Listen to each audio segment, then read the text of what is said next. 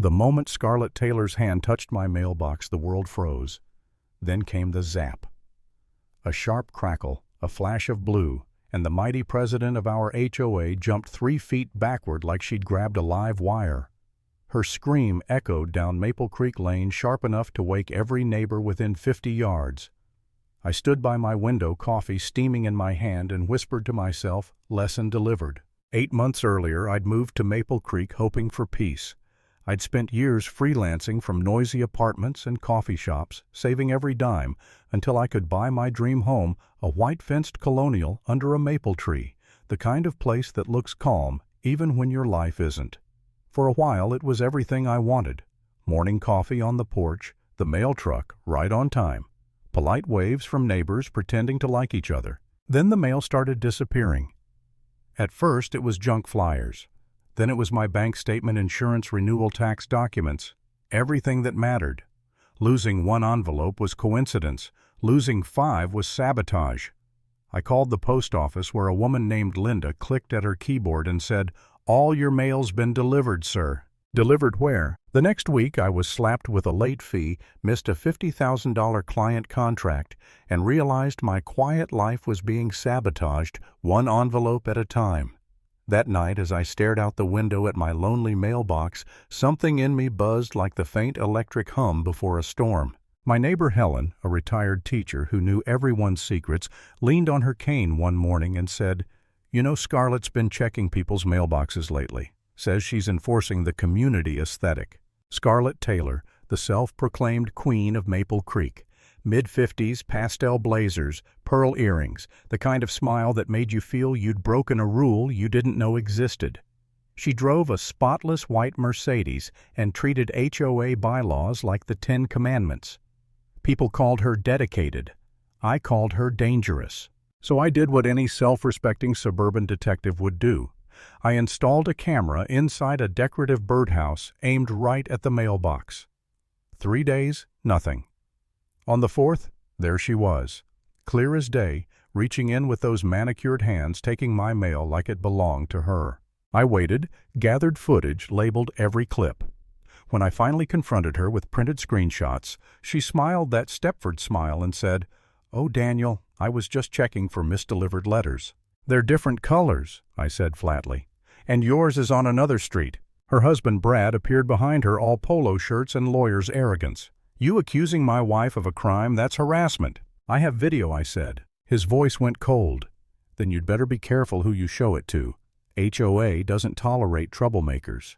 2 days later, I got an official notice, unauthorized surveillance equipment visible from public property.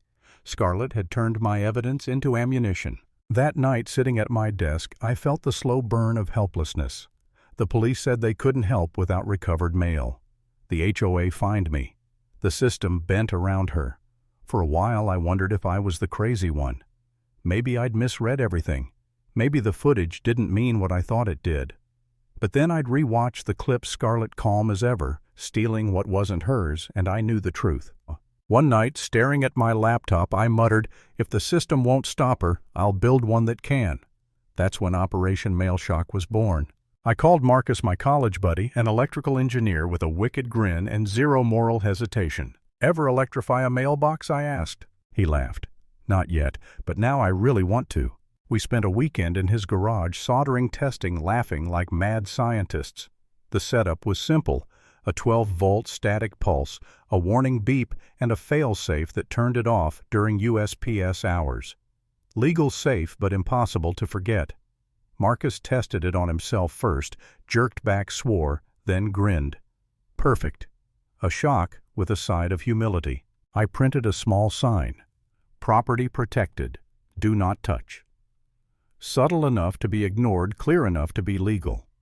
That night, as I bolted the system into place beneath the mailbox and re-aimed the cameras, I felt something shift. For the first time in months, I wasn't prey. I was prepared. The next morning, I baited the trap, official-looking envelopes with fake bank logos. I brewed coffee, sat by the window, and waited. At 2:47 p.m., her Mercedes glided to a stop. Scarlett stepped out, clipboard in hand, scanning the street like a queen surveying her subjects. Then she approached my mailbox. I held my breath. The warning beep shrieked. She froze, frowned, then, because arrogance always wins over instinct, she reached in again. Zap! She flew backward, her blazer puffing like a parachute. The clipboard hit the ground, papers fluttering like surrender flags. Her scream ripped through the street, a perfect harmony of shock and fury. Neighbors peeked from windows. Phones appeared. Mrs. Peterson whispered, "Finally." Scarlett staggered to her feet, face red, hair frizzed like she'd wrestled lightning, and stormed toward my door. She pounded so hard the glass rattled. I opened it slowly, savoring the moment. "You psychopath," she shouted. "You assaulted me. You could have killed me." "Scarlett," I said, calm as ice. "It's 12 volts. My garden lights are deadlier. Also see that sign?" I pointed. "Property protected. Do not touch." Her husband appeared again, phone recording. "My wife was performing HOA duties," he barked. "She suspected your mailbox violated community standards." "I couldn't help it," I laughed. "Federal property isn't under HOA jurisdiction, Brad. You can regulate mailbox color, not the Constitution." Scarlett's voice cracked. "I'm calling the police." "Good," I said. "They'll love the videos of you stealing mail for 2 months straight." Her face drained of color. Brad's shoulders slumped. For the first time, they looked smaller than the titles they hid behind. 10 minutes later, 2 patrol cars arrived. Deputy Harris stepped out, calm but curious. "All right, folks, what's going on here?" Scarlett launched into her monologue. "This man built an illegal trap. It electrocuted me." The deputy raised an eyebrow. "And why were you touching his mailbox, ma'am?" I was conducting a community inspection." He turned to me. "Sir." I handed him the flash drive. Footage. Every theft labeled by date and time. Scarlett hissed, "That's a lie." Harris plugged it into his laptop, watched a clip, and actually chuckled. "She really jumped, huh?" 12 volts of accountability," I said. He straightened up, serious now. "Mrs. Taylor tampering with mail is a federal offense. His system's non-lethal, properly signed and documented. You're the one breaking the law." Brad muttered, "I told you to stop." Scarlett gasped like a fish out of water.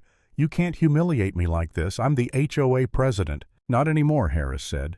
"Consider this a formal warning. If I get another call about you, it won't be local cops next time." When they left, the crowd that had gathered along the sidewalk broke into quiet laughter. Mrs. Peterson whispered, "Justice has good timing." Scarlett turned, saw their faces, and stormed off, dragging Brad behind her. That night, the video leaked online.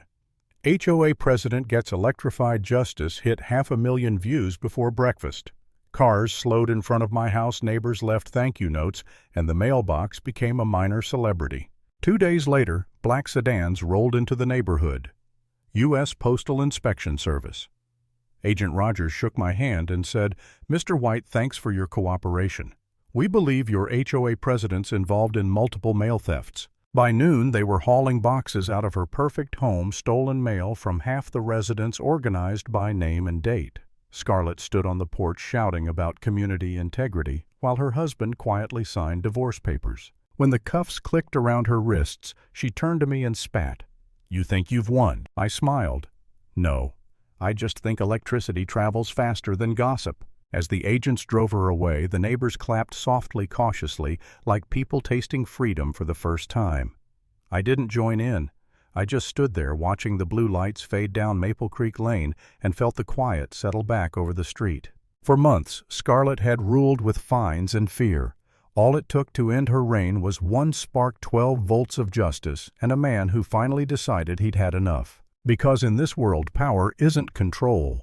Power is knowing where your boundaries are and protecting them.